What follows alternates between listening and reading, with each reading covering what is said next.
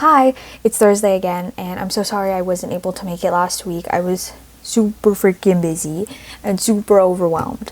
But today I have something really silly I wanted to talk about, so presentation time. Let's go, baby. Okay. Dun-dun-dun-dun. Today is Joey's book club day. Super casual, low stakes. We don't have to actually read the book. If you read the book, that'd be very surprising, but it's okay if you don't. And we have an agenda. Table of contents. Okay, number 1, book. Number 2, life updates. Number 3, please convince me not to buy something or to just drop the idea of wanting this, okay? Please. So, let's get started. Okay, book. What's the book we're going to be talking about today? Could it be intellectual, insightful, a thriller? Maybe I did watch that Michael Jackson movie. I'll probably talk about that in life updates. Okay, what could the book possibly be about? Guys, it's a freaking romance book. Yeah, of course it freaking is. Okay, so boom, this is today's topic. Yes, it is Abby Jimenez's The Night We Met. And I wasn't even thinking about reading a book because honestly, I'm too busy, and when I like a book, I don't do anything except for read the book, and that's exactly what happened this time. I started reading it because I thought the synopsis was pretty interesting, and then it kind of just escalated from there where I kept reading it, and then I finished it in one sitting. Was it the best way to relax?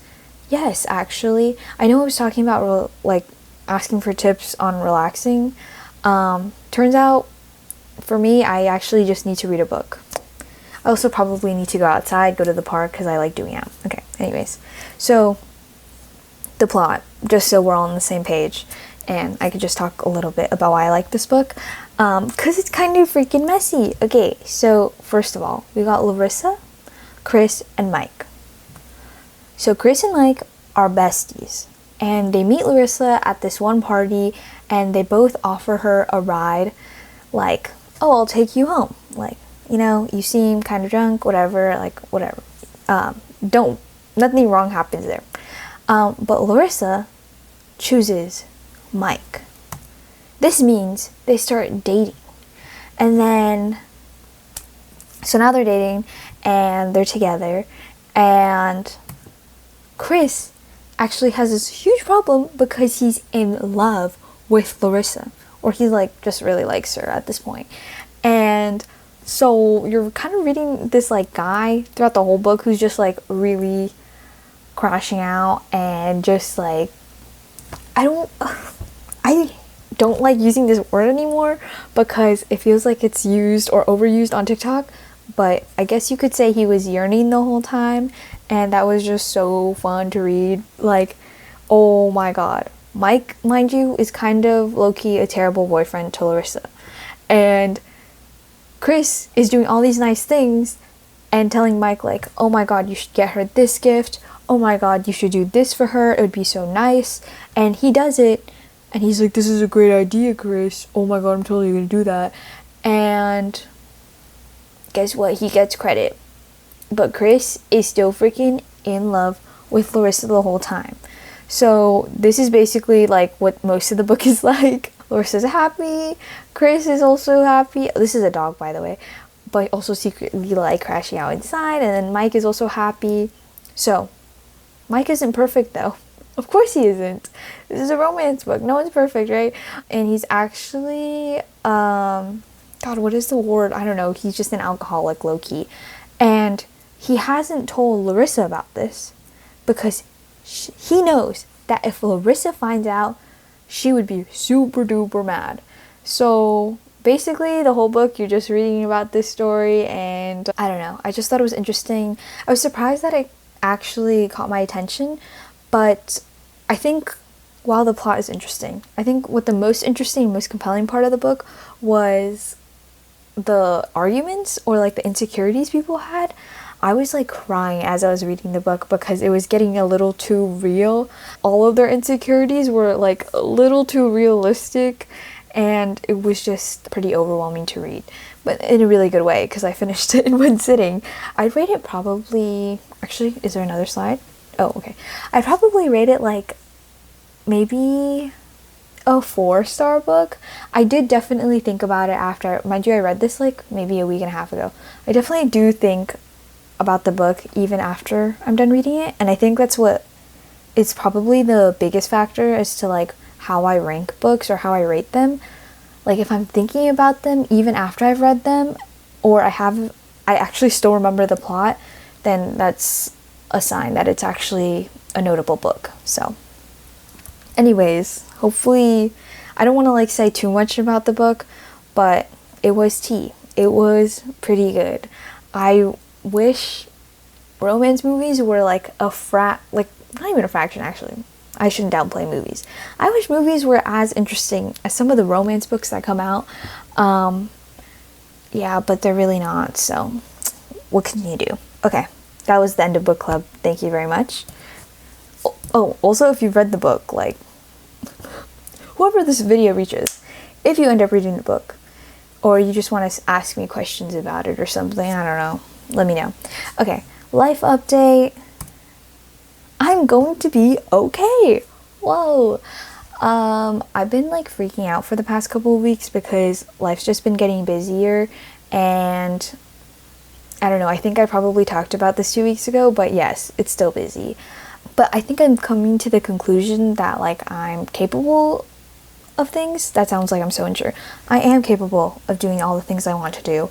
And I think like even though I believe in myself and maybe other people don't, like as long as I believe in myself, I think I can do things. So that's my update.